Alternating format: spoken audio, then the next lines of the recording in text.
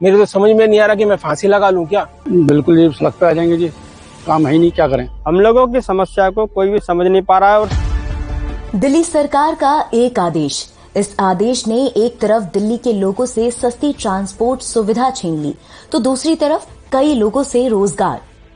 दिल्ली सरकार ने 20 फरवरी को निकाले एक आदेश में दिल्ली में बाइक टैक्सी पर बैन लगा दिया है, यानी कि निजी बाइक का इस्तेमाल कमर्शियल काम के लिए नहीं किया जा सकता।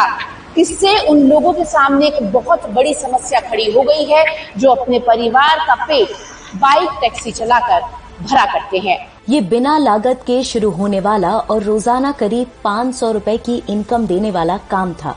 पिछले 3-4 साल में बाइक टैक्सी ने दिल्ली के कई लोगों को रोजगार दिया। दैनिक भास्कर ने दिल्ली में टैक्सी चलाने वाले लोगों से बात की। मैं लगभग 3 साल से ये काम कर रहा था। अब ये बंद होने की वजह से बिल्कुल ही मैं सड़क पे आ चुका हूँ। बच्चे मेरे भी पढ़ रहे हैं, उनकी पढ़ाई भी इस वजह से रुक जाएगी। अब मैं कुछ कर ही नहीं सकता इस उम्र में। 53 की मेरी एज है लगभग, मैं कुछ क्या करूं, ज्यादा पढ़ा लिखा हूं नहीं। बाइक टैक्सी चलाने वाले अधिकतर वो लोग हैं जिनके पास ना कोई बड़ी प्रॉपर्टी है और ना कोई नया काम शुरू करने के लिए सेविंग्स। प्रतिबंध के बावजूद हजारों बाइक टैक्सी ड्राइवर्स चोरी छुपे बाइक चला रहे हैं। चालान के रिस्क के बावजूद वो अपने घर से काम की तलाश में निकलते हैं, क्योंकि किसी न किसी तरह उन्हें अपने परिवार की जरूरतों को पूरा करना ही है। ऐसे भी ड्राइवर्स एक बहुत बड़ी तादाद में हैं जो अपनी नौकरी के बाद एक्स्ट्रा टाइम करके अपने परिवार के लिए 100 रुपए जोड़ने की कोशिश कर रहे हैं। पार्ट टाइम चला लेता है, घर खर्चा निकल जाता था। अभी गाड़ी भी लिया हूँ नया, वो 4000 का किस्त जाता है। थोड़ा दिक्कत सी हो रही है, घर में बीमारी रहता है और फिर कुछ खर्चे वर्चे भी निकल जाते थे घर के। थोड़ा राहत मिल जाए, स्टार्ट हो जाए तो थोड़ा राहत मिल जाएगा, बस काम धाम थोड़ा हो जाए, चल जाए। बात करते हुए कुछ लोगों का गुस्सा दिल्ली सरकार पर फूटा। दिल्ली गवर्नमेंट से मैं यही सवाल करना चाहता हूँ कि आखिरकार हमने ऐसा कर्म क्या किया है कि आप खुद पहले हमें बोलते हैं ऐड देके कि आप जो है ओला, उबर, रैपिडो ये चलाइए, क्योंकि आपकी ही डीटीसी बस के ऊपर मैंने ऐड देखकर इस लाइन के अंदर में आया। दोबारा मैंने कभी जॉब नहीं सोची और मेरी उम्र भी ऐसी हो गई कि इस टाइम में मेरे को कोई ऐसी जॉब देगा नहीं कि मैं अपने घर को सही से पाल सकूं। आज मैं ये काम कर रहा हूँ, दिन रात काम करता हूँ, मेहनत करता हूँ, लेकिन अब वो मेहनत भी नहीं कर पाऊंगा, क्योंकि अगर मैं मेहनत करने बाहर निकलूंगा तो मेरा चालान हो जाएगा, मुझे जेल हो जाएगी। मेरे तो समझ में नहीं आ रहा कि मैं फांसी लगा लूं क्या।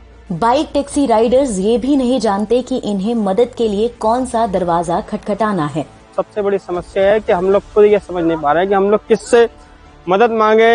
हम जो भी हमारे को पता चलता है कि वो एनजीओ है जो हमारी हेल्प कर सकता है, हम उनके पास जाते हैं।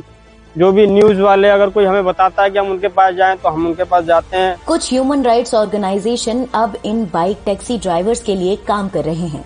हमसे बातचीत में उन्होंने दिल्ली सरकार के इस फैसले पर सवाल खड़े किए। रिसेंटली हमें काफी सारे लोगों ने अप्रोच करा जो ओला, उबर, रैपिडो में 2 व्हीलर टैक्सी का काम करते थे। दिल्ली सरकार अगर ये वाली बात बोल रही है कि उनको इसका ज्ञात नहीं था, ये बात गलत है, क्योंकि ऐसे बहुत से एड्स हैं जो दिल्ली सरकार के अपने प्लेटफॉर्म्स पे जैसे कि डीटीसी बस, मेट्रो वगैरह में इन सर्विसेज को प्रमोट करते हुए निकले हैं और दिल्ली सरकार ने इस चीज का एडवर्टीजमेंट चार्ज लिया है, यानी कि दिल्ली सरकार ने रेवेन्यू जनरेट करा है। दिल्ली सरकार का पक्ष जानने के लिए हमने परिवहन मंत्री कैलाश गहलोत और उनके ऑफिस में संपर्क किया, लेकिन कोई जवाब नहीं मिल सका। इस आदेश पर बाइक टैक्सी चलाते हुए पकड़े जाने पर 1 लाख तक का जुर्माना लगाया जा सकता है, लेकिन अभी भी ऐप्स पर बाइक राइड्स मिल रही हैं। कई राइडर्स पकड़े जाने का खतरा उठाते हुए भी ये काम कर रहे हैं। इनका कहना है कि सरकार को इनके प्रति थोड़ा और संवेदनशील होने की जरूरत है।